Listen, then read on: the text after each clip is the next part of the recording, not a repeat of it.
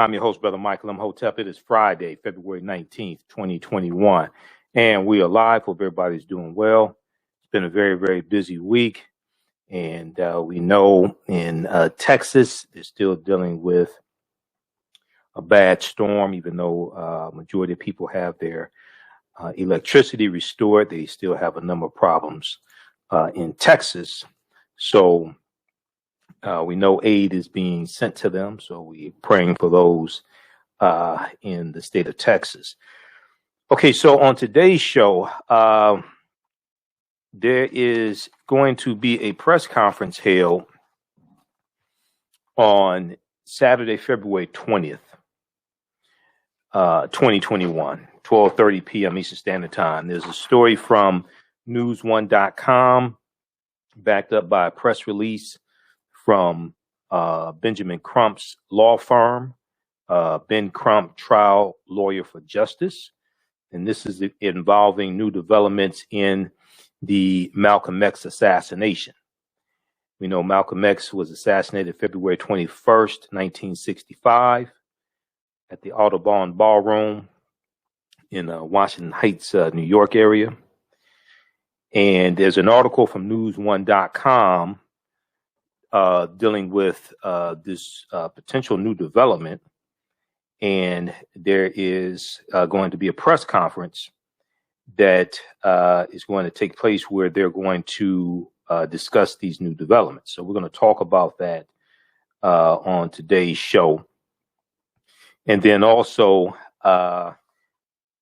Prince Markie Dee, one of the co-founders of the Fat Boys, the rap group, the hip hop group, the Fat Boys, and a pioneer of hip hop. He passed away yesterday, age 52. And today is his birthday. He passed away one day before his 53rd birthday. So we'll talk a little bit about Prince Markie Dee as well. A lot of people remember the Fat Boys. Remember them when they came out. They were also in the movie Crush Groovin', Body Movin'.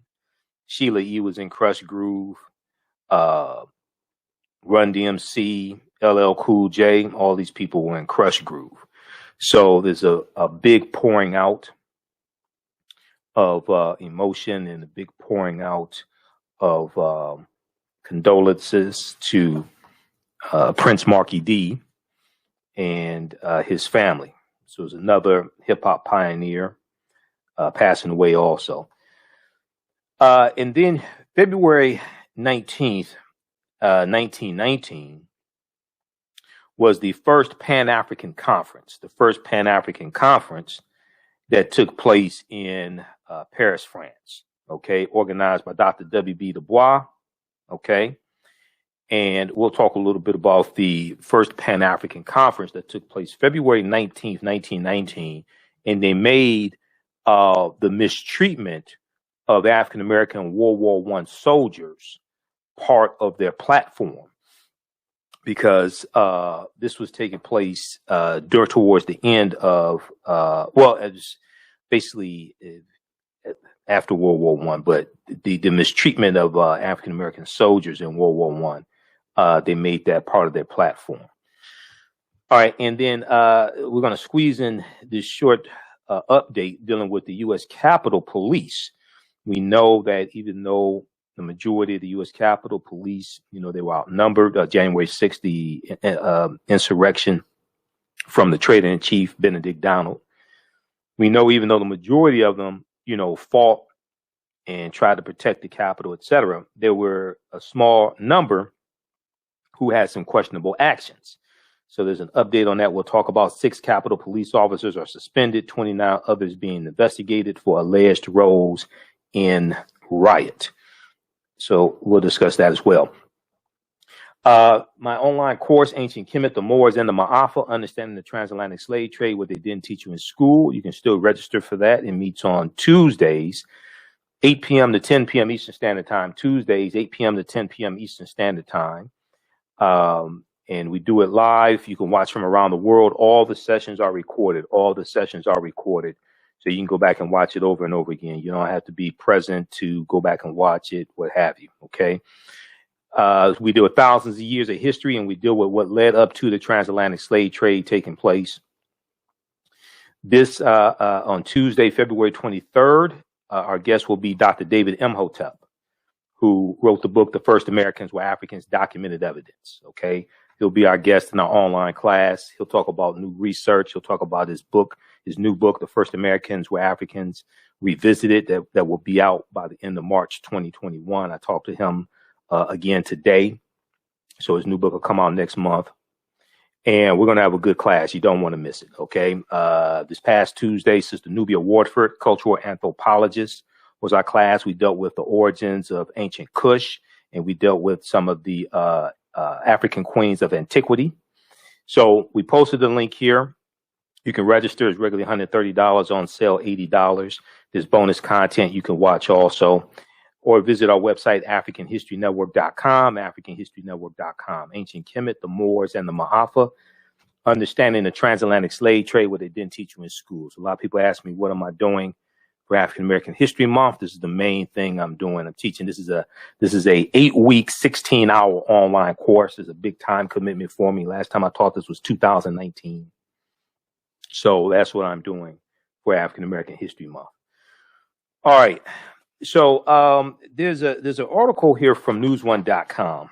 I saw it today. I went through, read it a few times, and then I read the press release that's attached to it. And it deals with potentially exposing a conspiracy between the New York Police Department and FBI in the assassination of Malcolm X. And I'm going to show you the title of this article. You can read this yourself, and there's a press release that we'll discuss as well. New evidence regarding Malcolm X's assassination names NYPD, FBI as co-conspirators. New evidence regarding Malcolm X's assassination names NYPD, FBI as co-conspirators. Now, there's a press release that we'll discuss also that goes along with this. And Attorney Benjamin Crump and some co-counsel are going to have a press conference on Saturday, February 20th, to discuss this.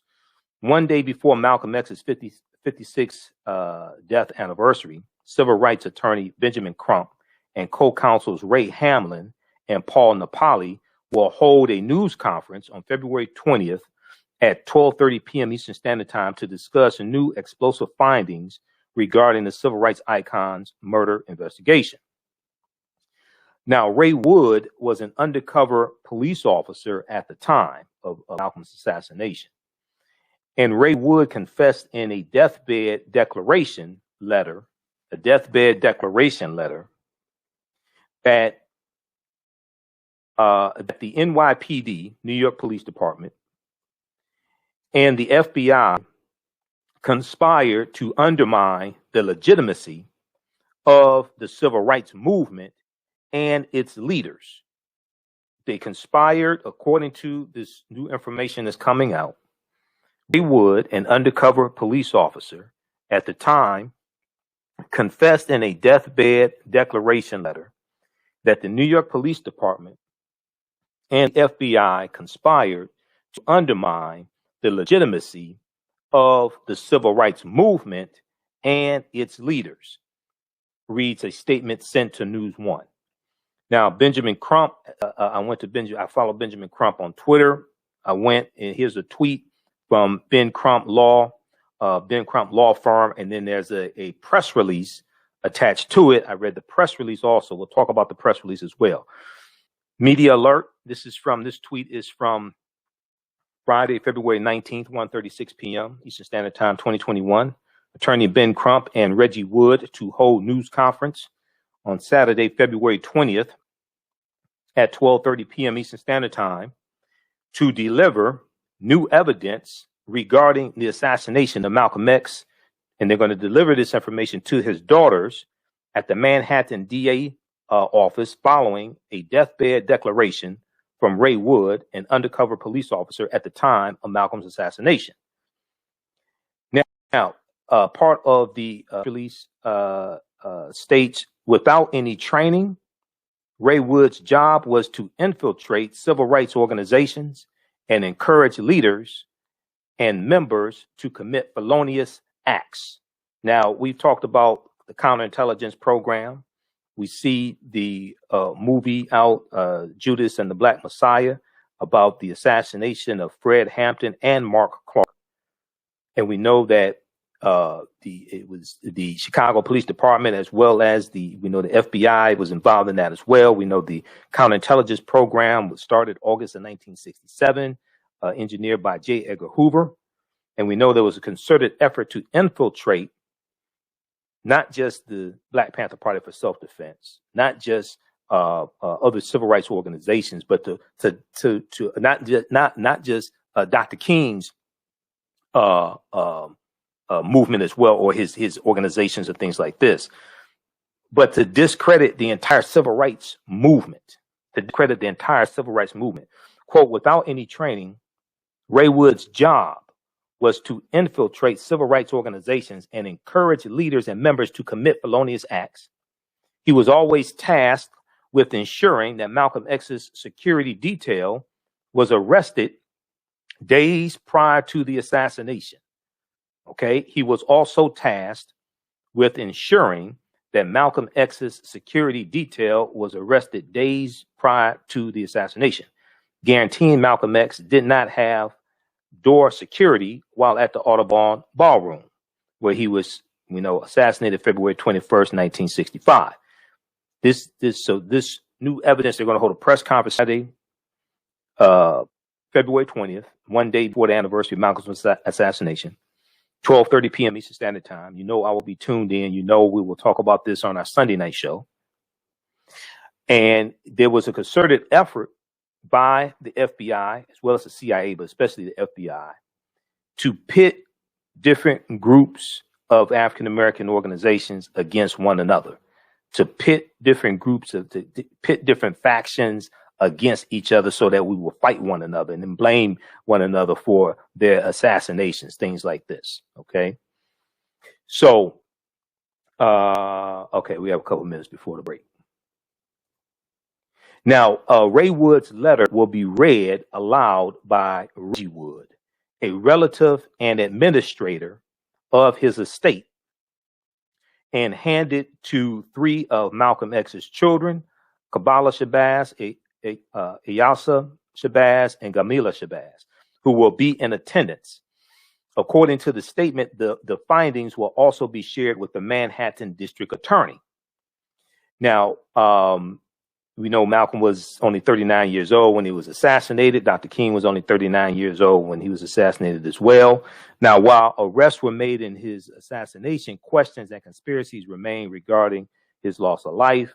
They mentioned the documentary on Netflix, Who Killed Malcolm X. I'm not going to get into that. I had some problems with the documentary.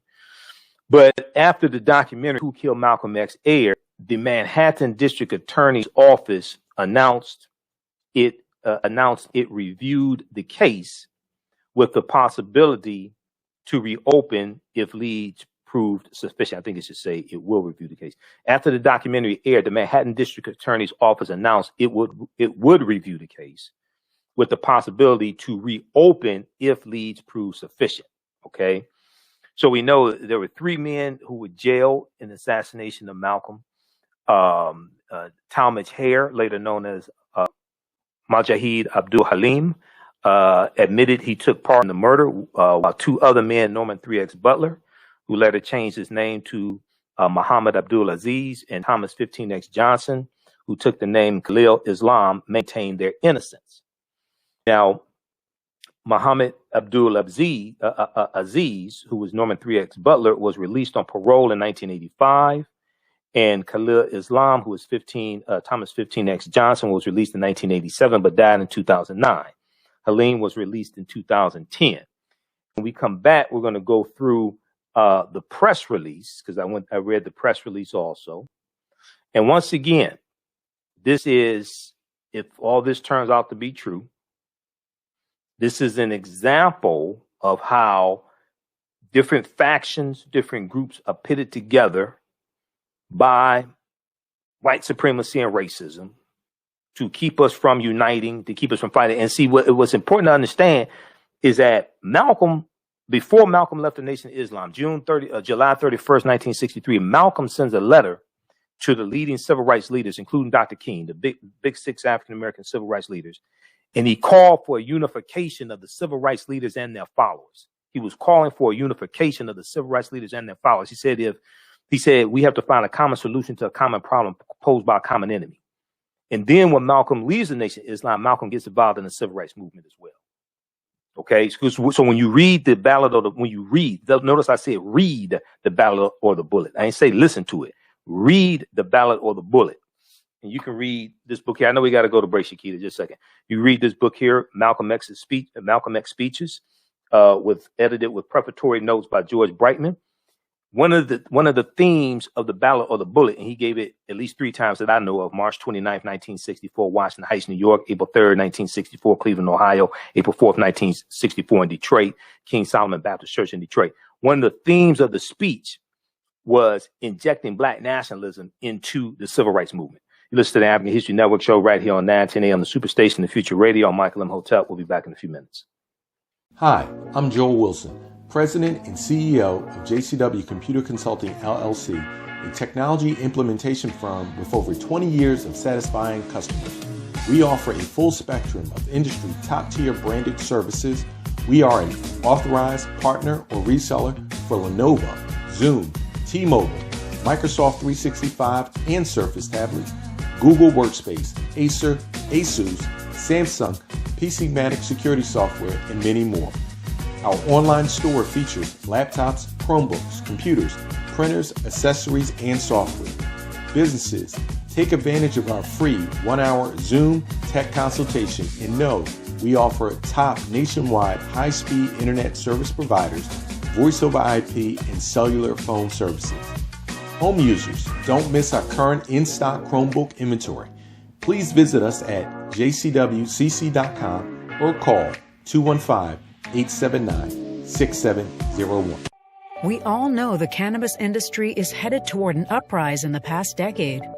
What happens when there is a brand that brings this uprise in a blow?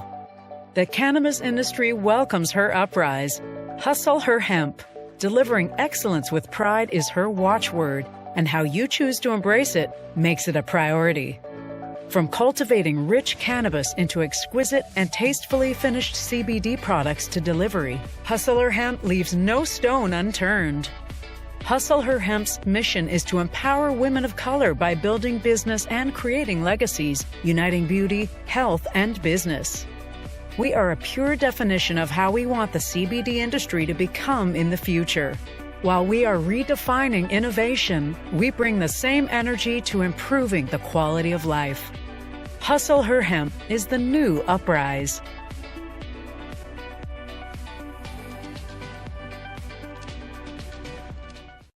For 25 years, the Black History 101 Mobile Museum has carried on the rich legacy of the Black Museum movement in America by showcasing original artifacts of the Black experience at colleges, universities, K-12 schools, corporations, libraries, conferences, and cultural events, making it the most traversed Black History mobile exhibit in American history.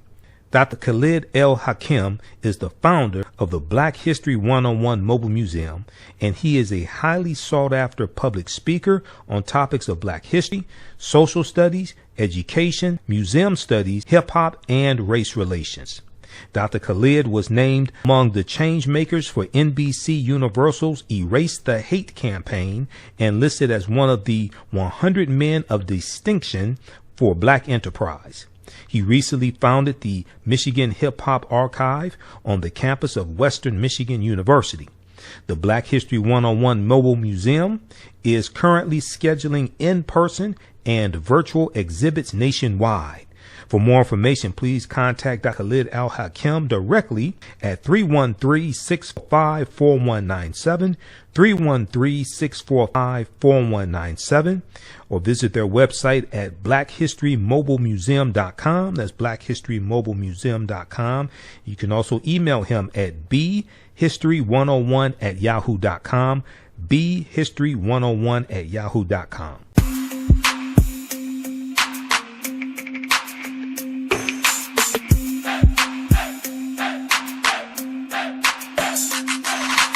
Are you getting ready for fall or winter? We have the solution for all seasonal clothing needs. Kemeticwear.com is the go-to online source for Kemetic African fashion and lifestyle products with a contemporary twist.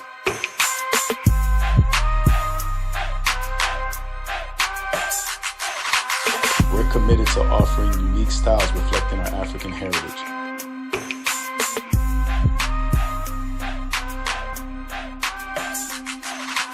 Kemeticwear.com is inspired by KemeticScribes.com to influence our people in learning and showing pride. Please visit our website at Kemeticwear.com.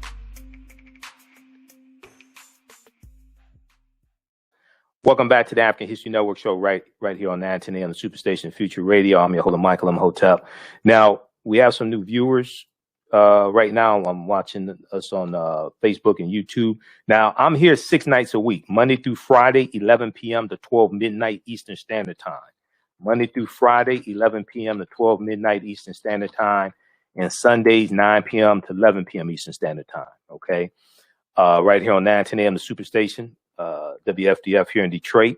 If it wasn't for COVID, I would be in the radio station studio right now broadcasting, but we're broadcasting from home. Also on our Facebook fan page, The African History Network, and our YouTube channel, Michael Imhotep, IMHOTEP. As I was telling people during the break, if you want to support the African History Network, $, the AHN Show through Cash App, $, the AHN Show through Cash App, and then also through PayPal, paypal.me/the AHN Show. If you do it through Cash App, make sure you type in $, the AHN Show, because somebody set up a fake African History Network Cash App account, and the handle is similar to mine. And I found out about this past week, so I'm going to have to take some action on that. And then you can still register for our online course, Ancient Kemet, the Moors, and the Maafa, Understanding the Transatlantic Slave Trade, where they didn't teach you in school. On our Sunday night show, Sunday, February 21st, our guest is going to be Dr. David Imhotep, author of the book, The First Americans Were Africans, Documented Evidence. He's going to be my guest on our show this Sunday, okay? All right, so let's get back to this here.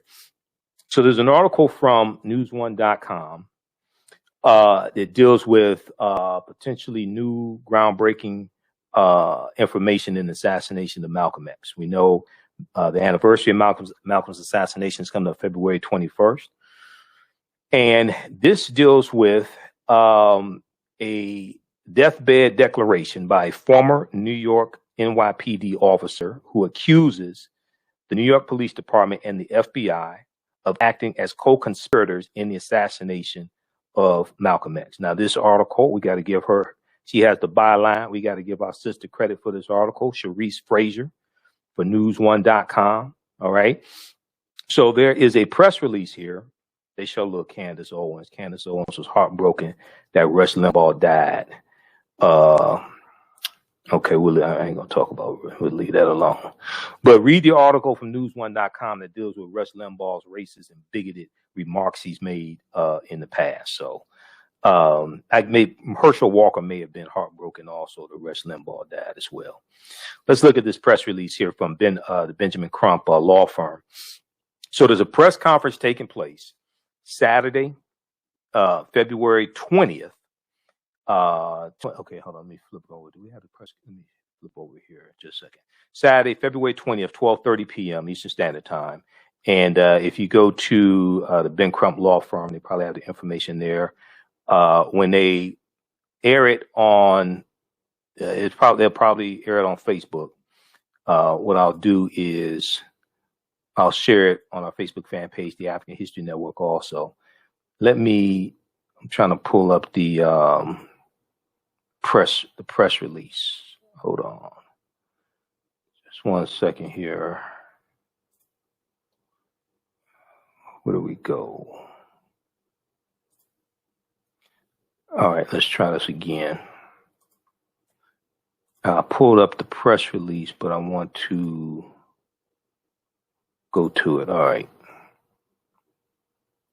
So this should be it here. There we go. I got about 40 tabs open here in Google Chrome, so you have to bear with me. All right, so press conference. Reggie Wood to deliver new evidence regarding the assassination of Malcolm X to his daughters and the Manhattan DA. Let's try to zoom in on this. Okay. Nationally renowned civil rights attorney Ben Crump and co-counsels Ray Hamlin and Paul Napoli will hold a news conference on February 20th where Reggie Wood, relative of Ray Wood, and Ray Wood was the NYPD officer, will reveal, Reggie Wood, relative of Ray Wood, will reveal evidence of a conspiracy perpetrated by the NYPD, New York Police Department, and the FBI to assassinate civil rights activist icon Malcolm X in February 1965 in Harlem, New York. Okay, is February 21st, 1965, actually. Now, Ray Wood was an undercover police officer at the time for the New York Police Department. He confessed in a deathbed declaration letter that the New York Police Department and the FBI conspired to undermine the legitimacy of the civil rights movement and its leaders. Without any training, Ray Wood's job was to infiltrate civil rights organizations and encourage leaders and members to commit felonious acts. He was also tasked with ensuring, and let me blow this up anymore.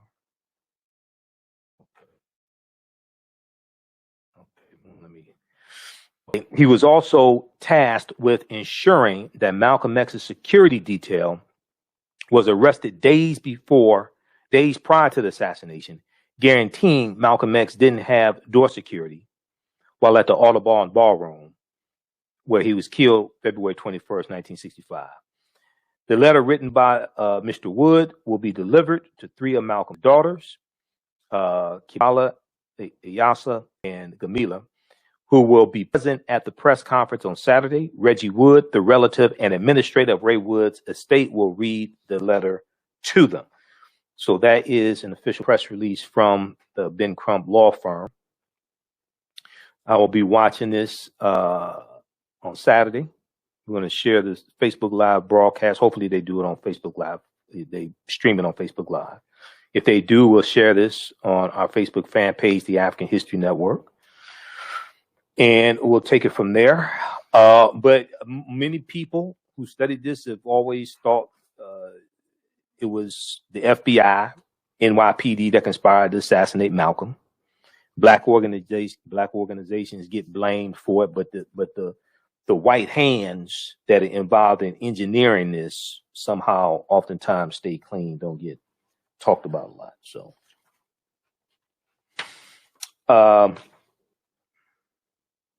So we'll definitely talk about this on Sunday show. We're on Sunday, 2 hours, 9 p.m. to 11 p.m. Eastern Standard Time. Monday through Friday, we're here 11 p.m. to 12 midnight Eastern Standard Time. All right. So I want to go to this next story here because we're only here for an hour. I was on Roland Martin Unfiltered earlier today. I'm a panelist every Friday on Roland Martin Unfiltered. So we did an hour there. We'll share an excerpt on our Sunday show from Roland Martin Unfiltered. So Prince Markie Dee of the Fat Boys, okay? Prince Markie Dee passed away Thursday. We got the news. And I saw him popping up. You know, in the way it is now, I'm just telling you, Hank Aaron died, Cicely Tyson died. You know, I saw, oh my God, I saw today's Smokey Robinson's birthday. I saw a picture of Smokey Robinson pop up on my timeline. I said, oh my God, don't tell me Smokey. Okay, I'm like, oh my God, I got scared. Anytime I see an older African-American entertainer or celebrity, okay, and I see that picture pop up on my timeline on Facebook or something, I automatically get scared. Okay. Oh, don't tell me so and so passed away. All right. So happy birthday to Motown's own Smokey Robinson also. But Prince Markie Dee passed away one day before his 53rd birthday. He turned 53 today. Okay, February 19th. The first article I saw about this, and on Instagram, I saw people posting pictures of Prince Markie Dee. So I thought it was his birthday. That's why they were posting pictures, but he passed away. Prince Markie Dee, member of pioneering 1980s hip hop group The Fat Boys, dead at 52. His name was Mark Anthony Morales, known as Prince Markie Dee from the 1980s hip hop trio The Fat Boys. Morales' manager and friend Louis Gregory confirmed the news Thursday, February 18th, writing on Twitter that the rapper is forever in my heart. Prince Markie Dee, and let's pull up a picture. So on, we post acknowledgments of birthdays. There's some people who don't post the acknowledgement. Herschel Walker's birthday, we ain't gonna post anything for Herschel Walker. Candace Owens' birthday, they do, so we ain't gonna post anything for Candace Owens. Okay, I'm just saying. It's some people may get mad at me, as I ain't post nothing for Megan Thee Stallion. I mean, you can get mad at me if you want to. Okay, it is what it is, and nothing personal, but it's okay. I know somebody gonna get mad at me, but whatever. So. February 19th. He was born February 19th, 1968. Passed away February 18th, 2021. Passed away the day before his 53rd birthday. This is courtesy of the National R&B Music Society, Inc. So we share birthday acknowledgments with them, as well as Soul TV. So we're going to leave this up here while we discuss this. And there's information from USA Today. So Prince Markie Dee was more than a rapper. He was one of my best friends, one of my best and closest friends. Gregory tweeted along with a picture of Morales, his manager and friend, Louis Gregory. Quote, "My heart breaks today because I lost a brother. I always love you, Mark, and I'll cherish everything you taught me. Tomorrow is your birthday. Swing my way, big bro." Okay, swing my way, big bro. Now, Mark Anthony Morales, also known as Prince Markie Dee, would have turned 53 on Friday, February 19th. He was a pioneering member of the rap group, the hip hop group, the Fat Boys, a group that emerged in New York and also included Damon Wembley and Darren Robinson. I remember there was a episode of Unsung on TV One. There's an episode of Unsung on TV One about the Fat Boys. So everybody should check that out. I remember when they came out, we thought it was a joke. I mean, kind of thought it was, what is it? We kind of thought it was a joke that what the Fat Boys, in jail without your bail. Okay. I remember listening to that when I was in middle school, In Jail Without Your Bail. And as I said before, when back in the 80s, we're listening to hip hop artists. We listen to Run DMC. We listen to Houdini. We listen to the Fat Boys, LL Cool J. We listen to Curtis Blow, things like this. We never really thought about hip hop artists dying. I mean, maybe being shot, but we didn't think about them dying of heart attacks. We didn't think about them. And the other thing is tripping me out. These gray haired rappers. I'm still not used to that. I'm sorry. I saw a commercial for auto insurance and they had tag team back again. Whoop, there it is. They had and they changed the lyrics to Scoop, there it is, and tag team, and they had gray beards. I'm not used to gray hair rappers. I'm sorry. I'm not. I mean, when you grow up, I remember them in college. You listen to them in college, and then you see them like 30 years later, and they had gray hair and all this stuff. I'm like, whoa. I was like, I'm trying to get used to that. Okay.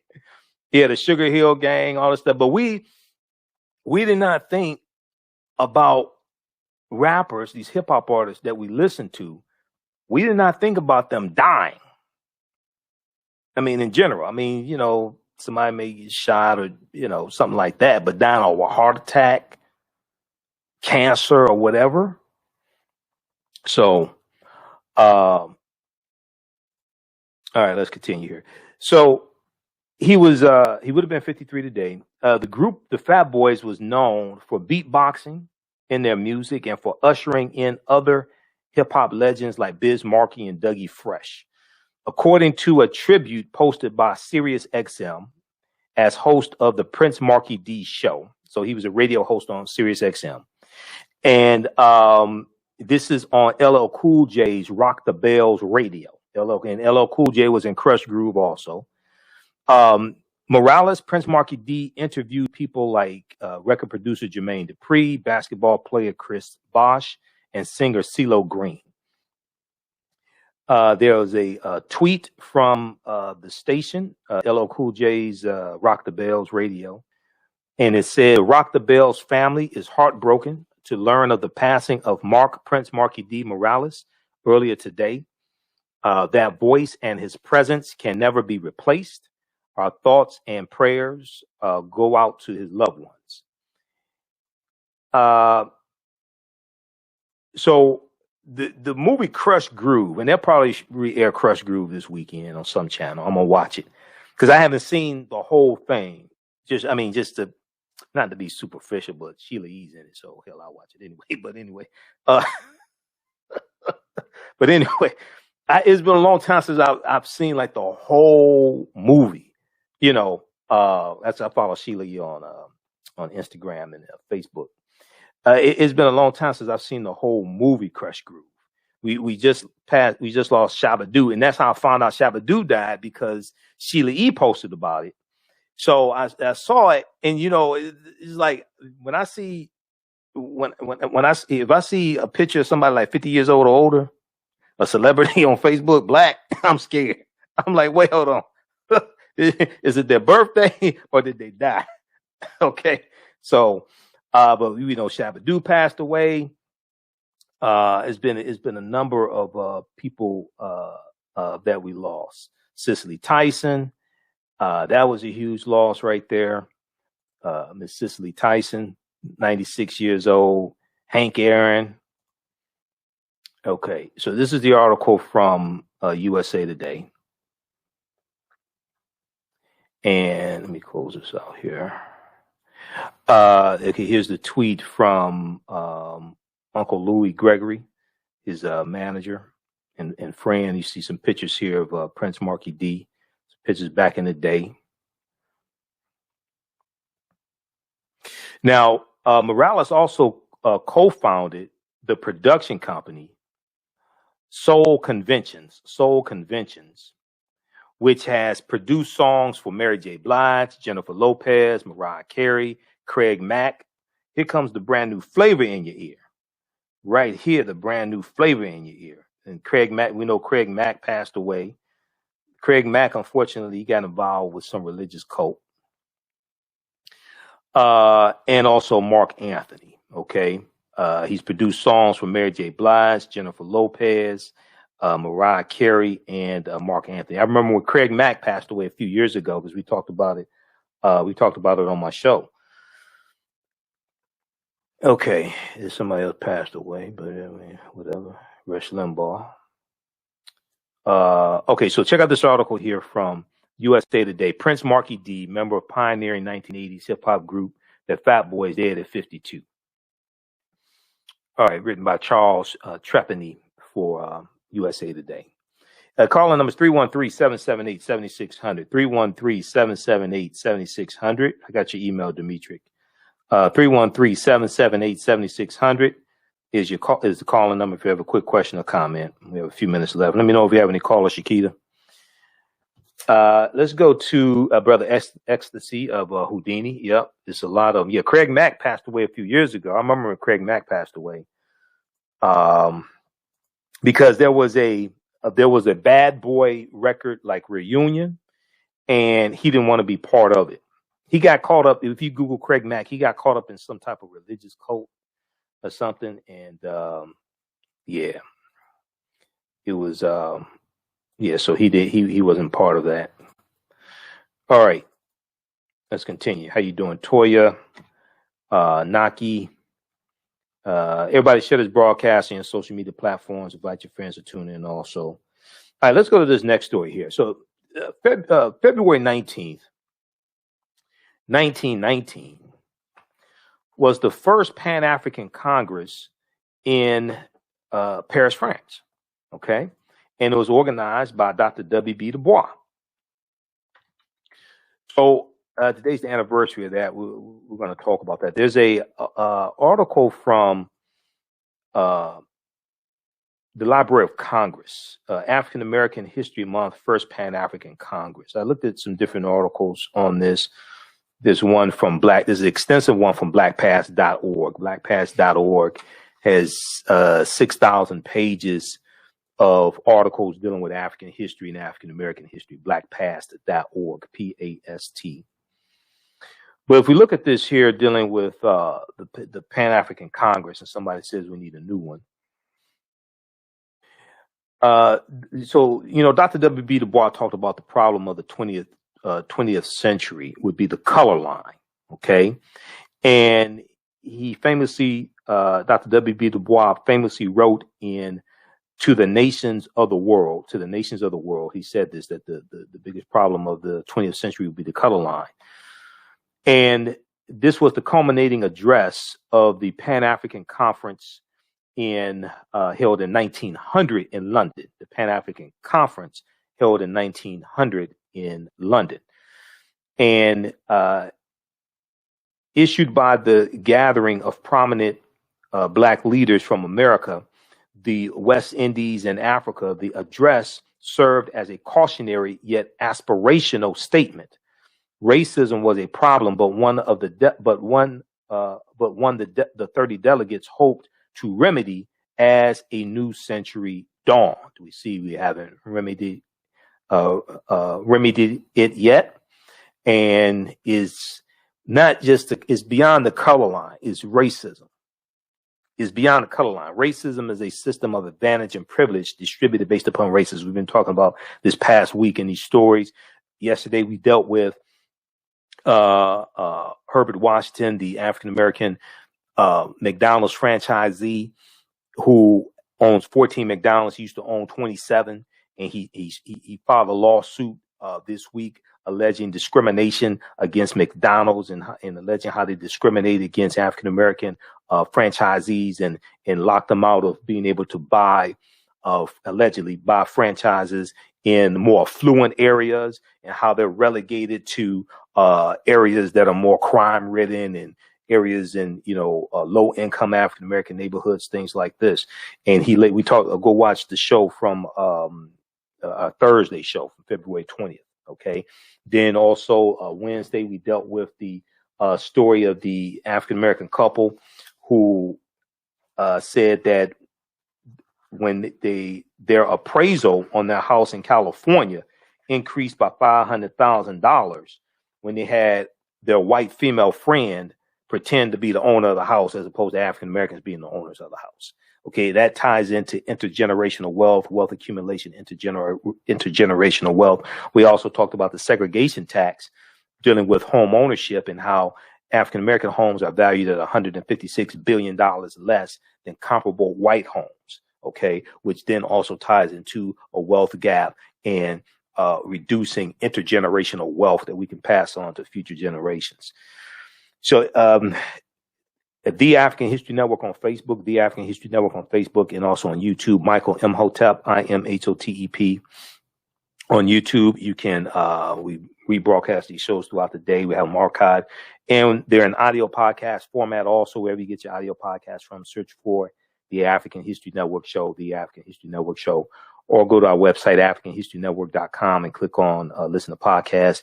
Be sure to download the iHeartRadio app. You can listen to 9:10 a.m. Superstation WFDF on the iHeartRadio app, and search for the African History Network Show on iHeart, because we have our own separate page there for the African History Network Show. They have, I think, about 300 of my podcasts there. Okay, so let's continue. So the conference was the first toward not only uniting the global black diaspora, but also establishing a black internationalism that would come into its own in the years after World War II. The burgeoning political movement played a critical role in dismantling European colonialism in Africa and Asia. All right. So, I mean, the Pan-African, I remember reading about this back at Wayne State University in Africana Studies classes, the Pan-African Congress, and Dr. W.E.B. DuBois. Okay, so in February 1919, nearly 2 decades after the 1900 conference that took place in London, the first Pan-African Congress took place, and once again, Dr. W.E.B. DuBois was at the center of its proceedings. It was held adjacent to the Paris Peace Conference.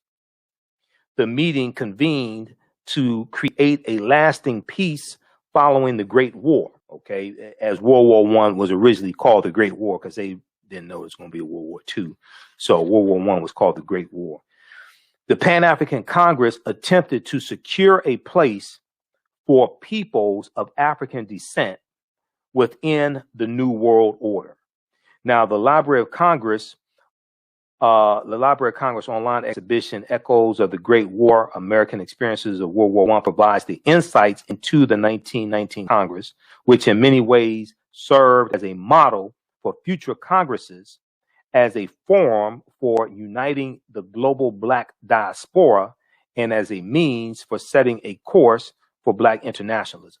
Dr. W.B. DuBois traveled to France in December 1918 as a representative of the NAACP, confident that the Paris Peace Conference provided the idea setting for a parallel gathering of Black dignitaries from around the world to discuss the international problem of racism. The international problem of racism. Dr.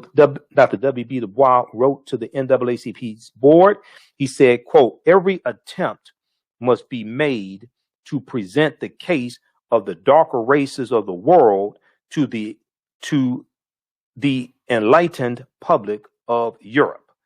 Every attempt must be made to present the case of the darker races of the world to the enlightened public of Europe." I don't know how much enlightened they were. I mean, keep in mind, if it had not been for the African Moors bringing Europe out of the Dark Ages, they'd probably still be in the Dark Ages. Just come on. So, with the help of French parliamentarian and Senegalese native Blaise Diagne, I'm not exactly sure I pronounced that last name, DuBois hastily arranged the Congress.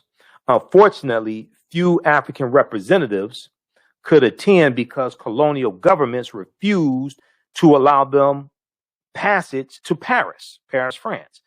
Numerous African Americans similarly failed to make the trek since the U.S. government blocked their attempts to reach the French capital.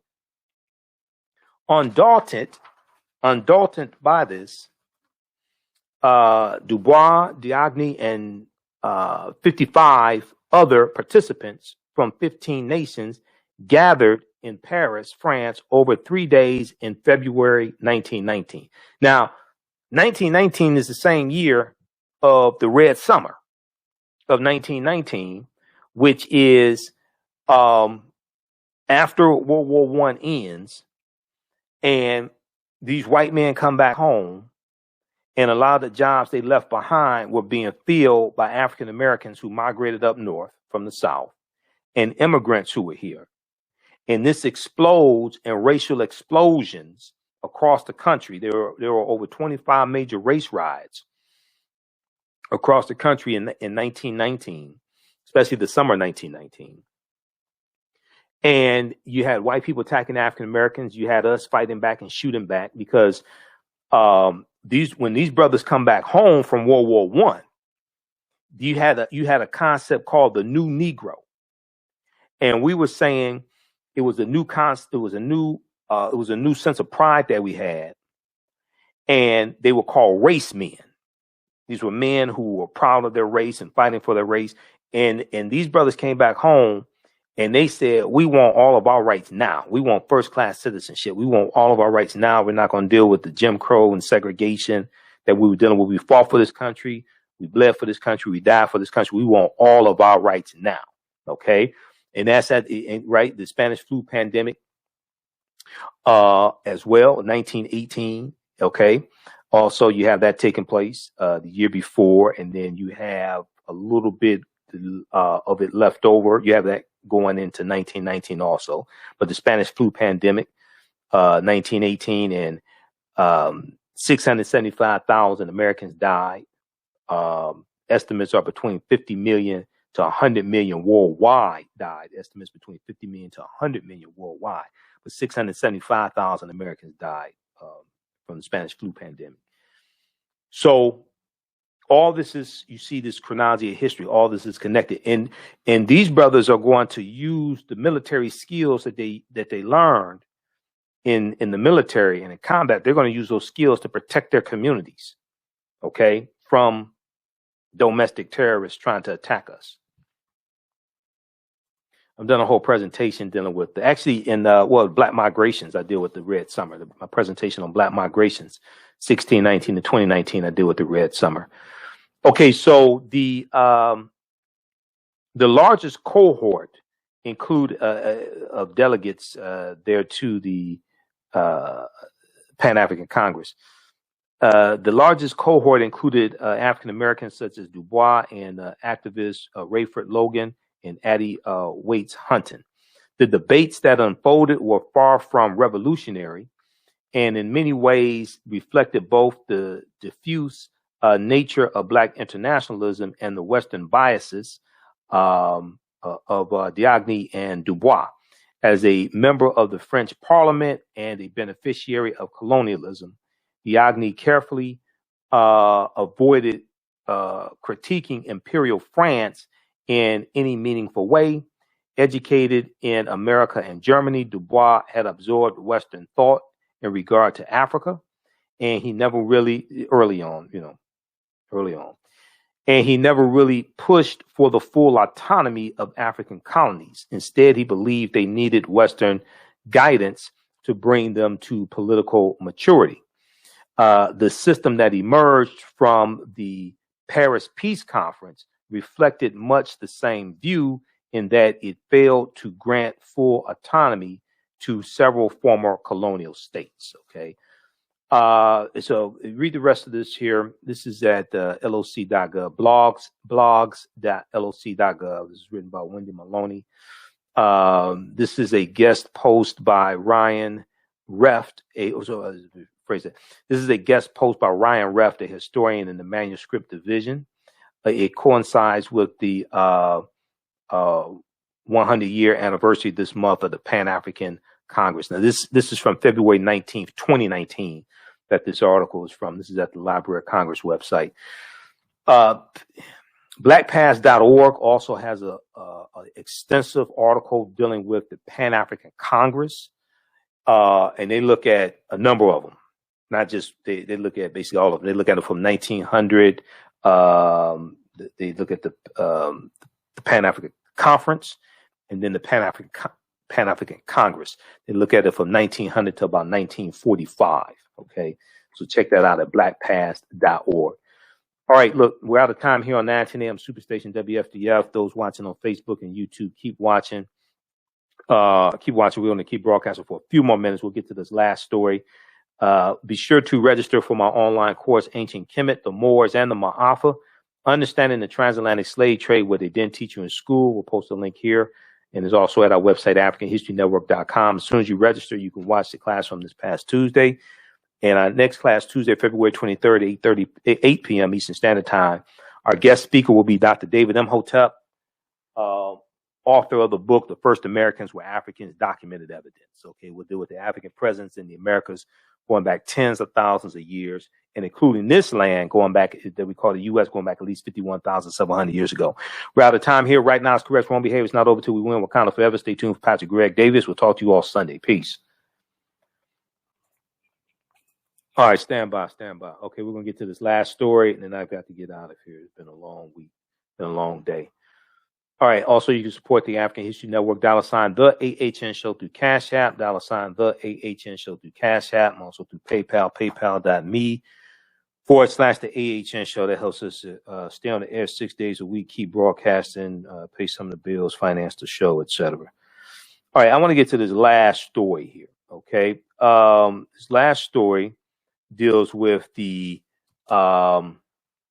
Capitol, the insurrection, the Capitol riots, right? Hi, I'm Joel Wilson, President and CEO of JCW Computer Consulting LLC, a technology implementation firm with over 20 years of satisfying customers. We offer a full spectrum of industry top-tier branded services. We are an authorized partner or reseller for Lenovo, Zoom, T-Mobile, Microsoft 365 and Surface tablets, Google Workspace, Acer, Asus, Samsung, PCmatic security software, and many more. Our online store features laptops, Chromebooks, computers, printers, accessories, and software. Businesses, take advantage of our free 1-hour Zoom tech consultation and know we offer top nationwide high-speed internet service providers, voice over IP, and cellular phone services. Home users, don't miss our current in-stock Chromebook inventory. Please visit us at jcwcc.com or call 215-879-6701. We all know the cannabis industry is headed toward an uprise in the past decade. What happens when there is a brand that brings this uprise in a blow? The cannabis industry welcomes her uprise. Hustle her hemp. Delivering excellence with pride is her watchword, and how you choose to embrace it makes it a priority. From cultivating rich cannabis into exquisite and tastefully finished CBD products to delivery, Hustle Her Hemp leaves no stone unturned. Hustle Her Hemp's mission is to empower women of color by building business and creating legacies, uniting beauty, health, and business. We are a pure definition of how we want the CBD industry to become in the future. While we are redefining innovation, we bring the same energy to improving the quality of life. Hustle Her Hemp is the new uprise.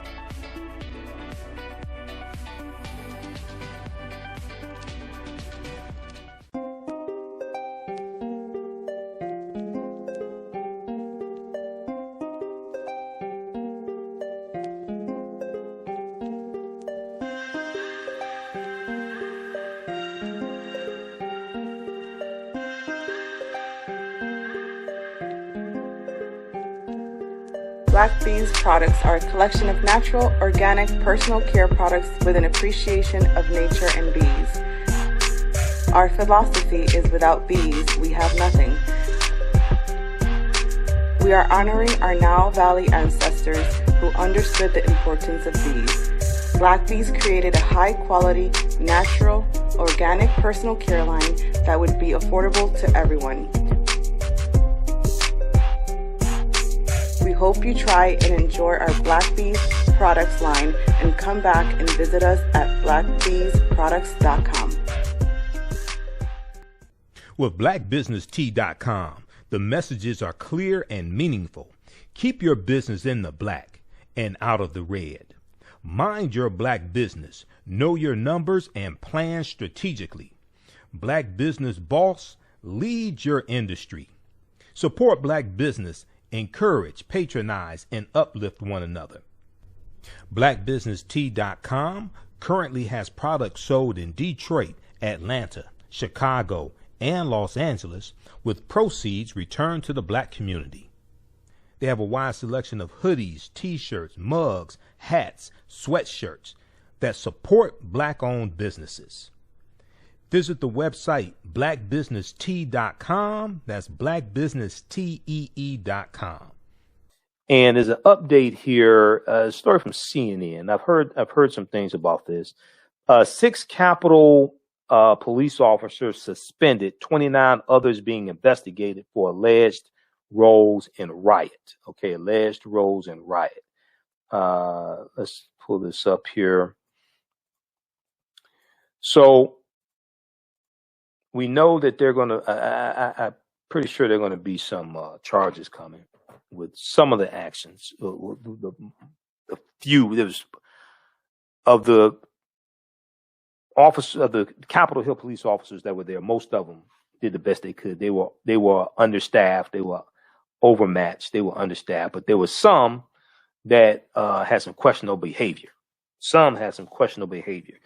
So 6 U.S. Capitol police officers have been suspended with pay, and 29 others have been placed under investigation for their actions in the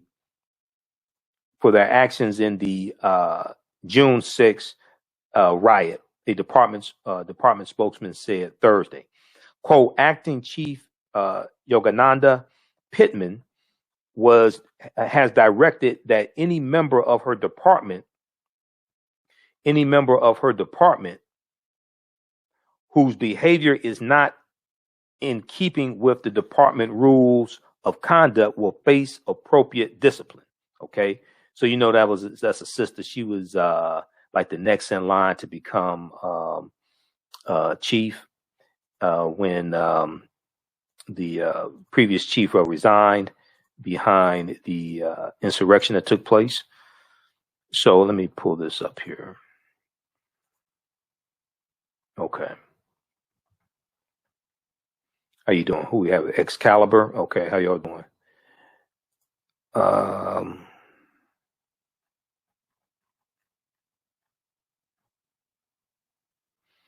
Okay, so this is from CNN.com.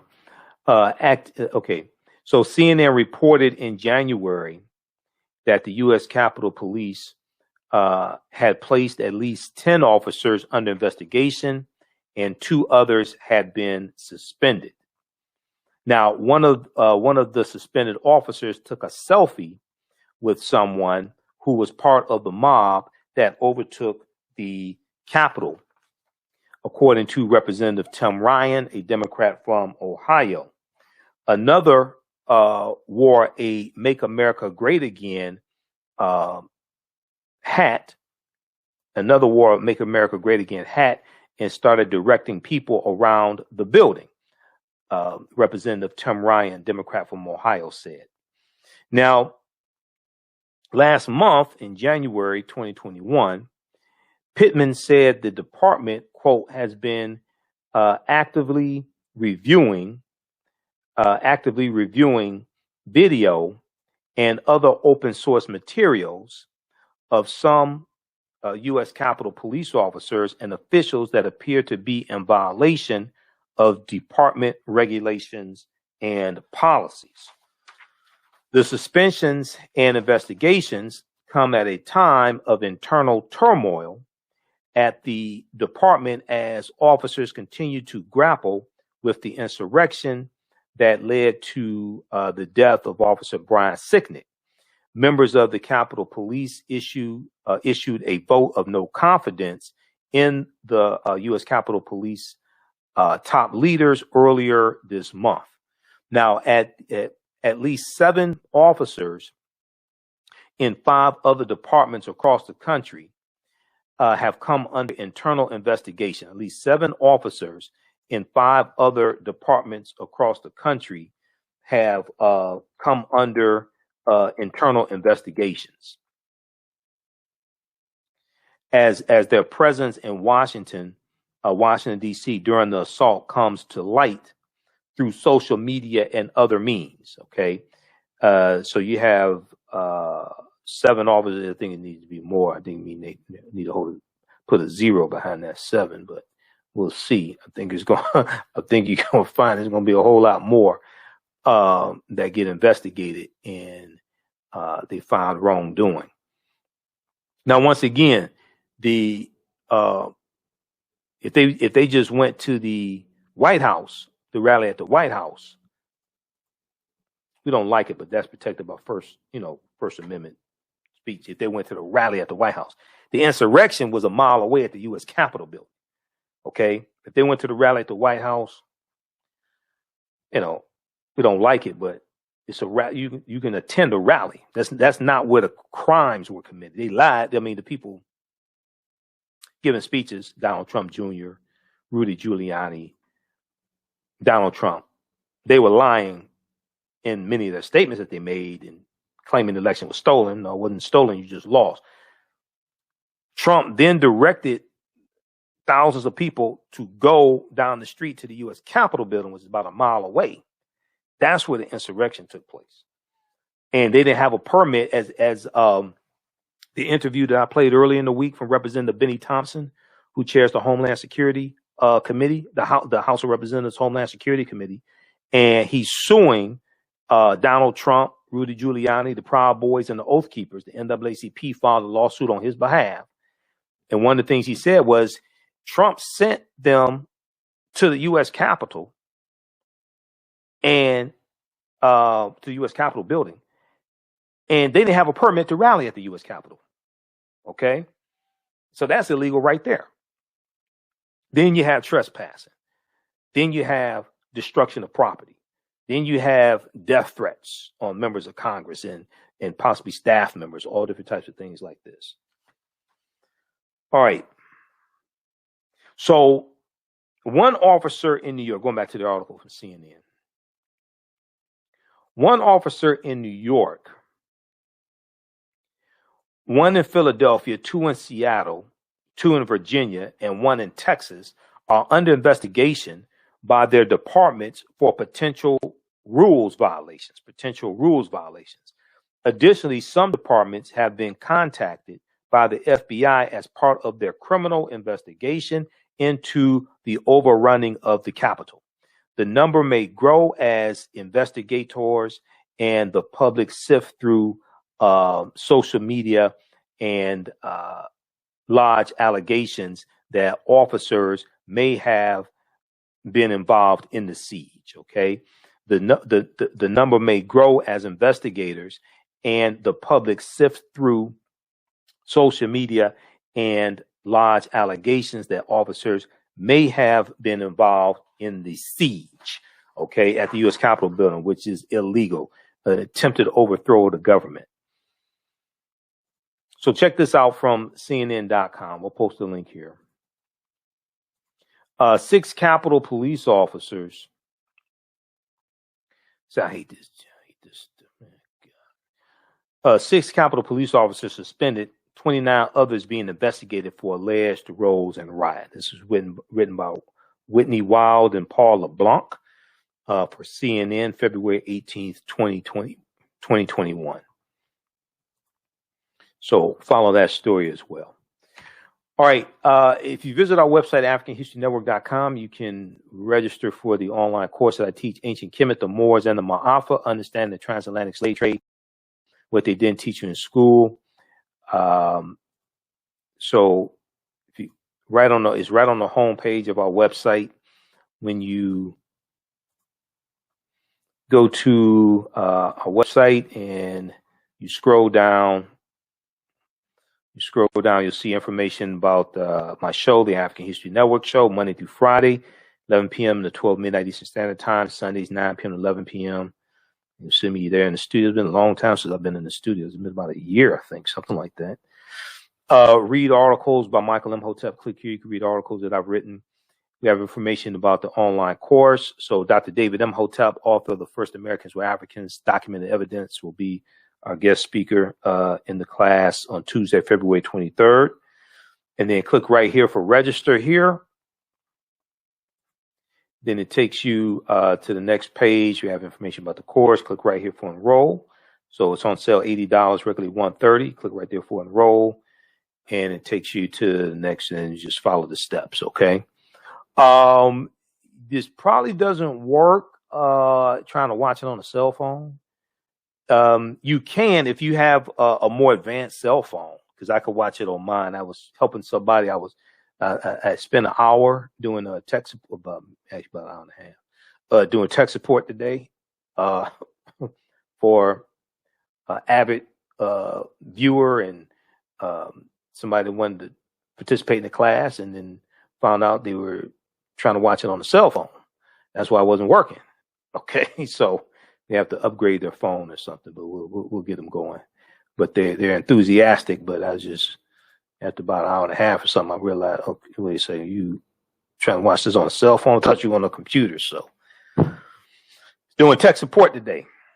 Also at our website, AfricanHistoryNetwork.com. You know, this past week, what was it? This past Tuesday, I did a African American History Month presentation for BASF, for the African American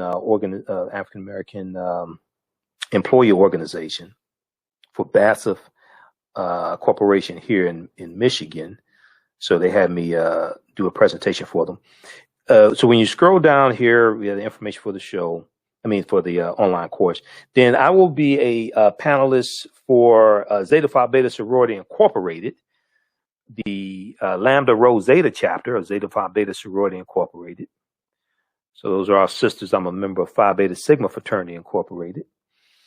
They have a Let's Celebrate Black History panel discussion that I will be on. That's me right there. That's what I look like in a suit. 7 p.m. Wednesday, February 24th, 2021, 7 p.m.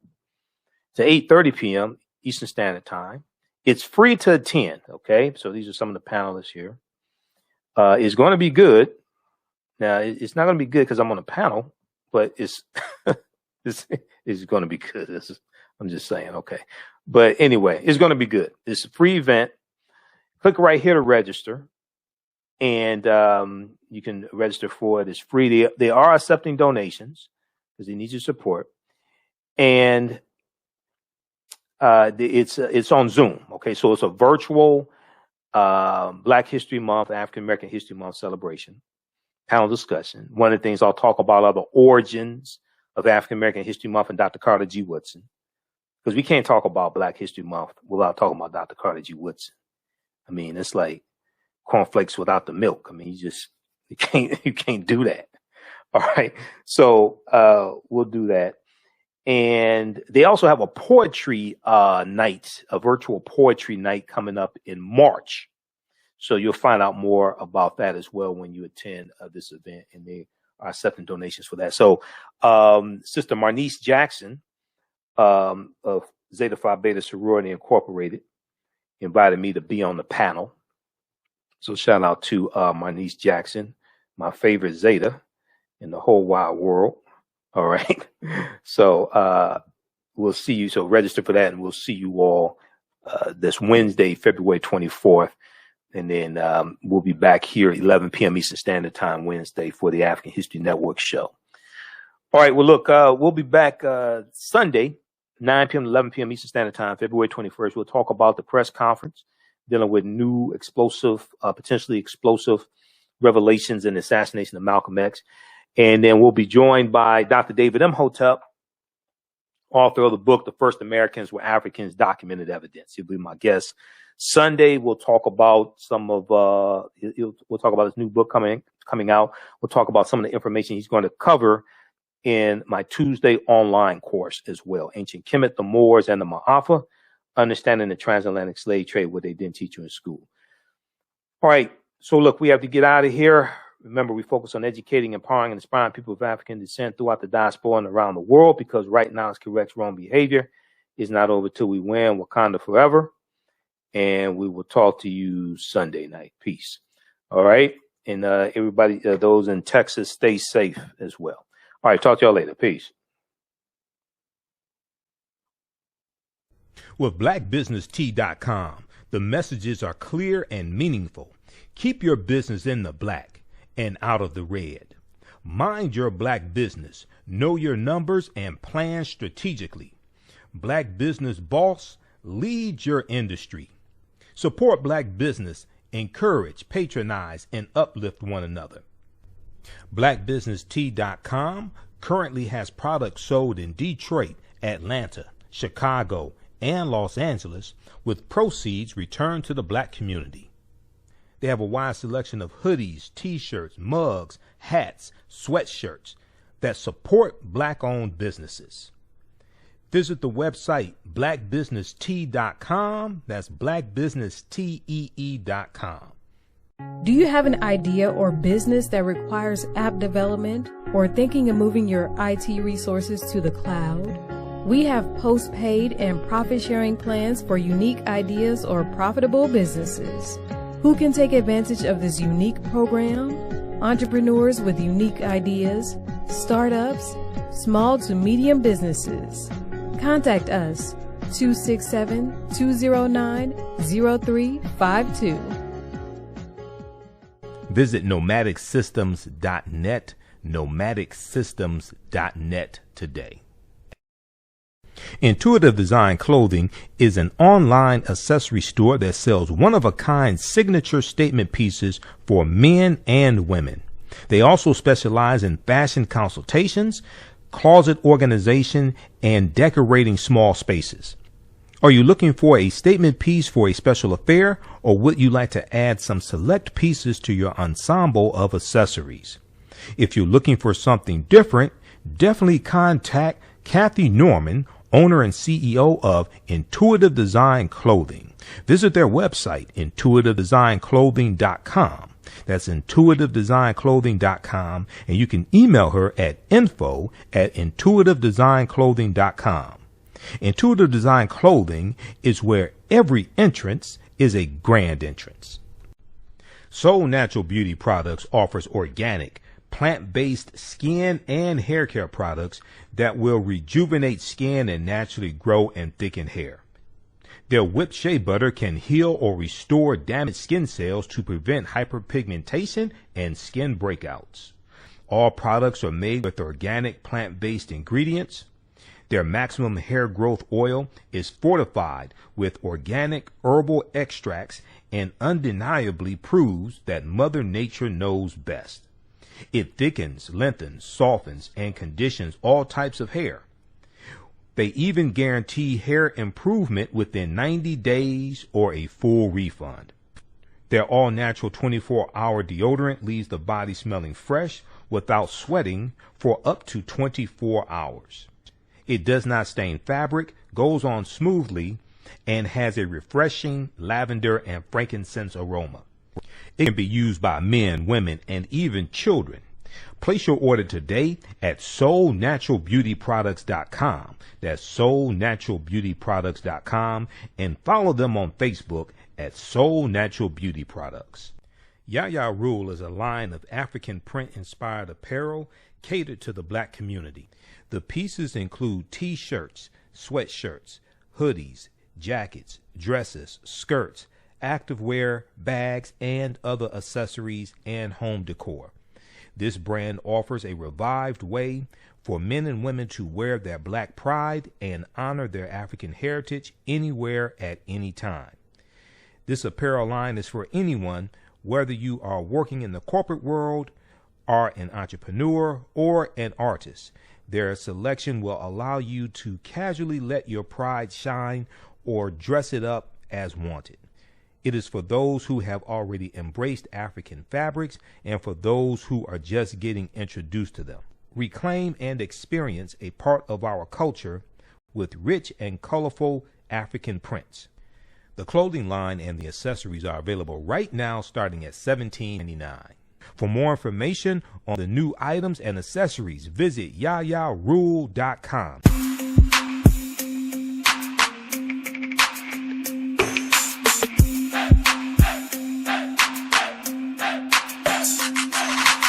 Are you getting ready for fall or winter?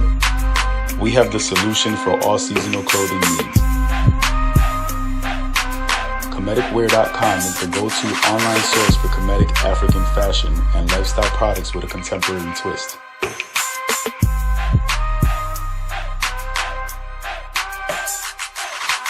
We're committed to offering unique styles reflecting our African heritage.